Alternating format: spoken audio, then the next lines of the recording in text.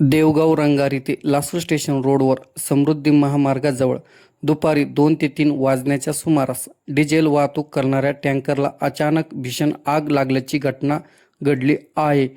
मिळालेल्या माहितीनुसार टँकरमधून अचानक धूर निघू लागला आणि काही क्षणातच आगीने भीषण रूप धारण केले.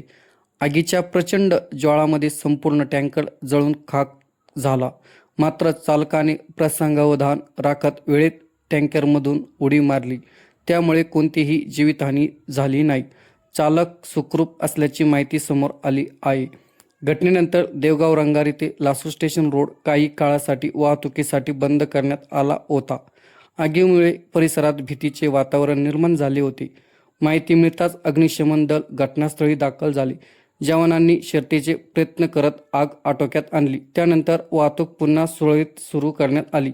आग लागण्याचे नेमके कारण अद्याप स्पष्ट झालेले नसून संबंधित यंत्रणा पुढील तपास करत आहेत.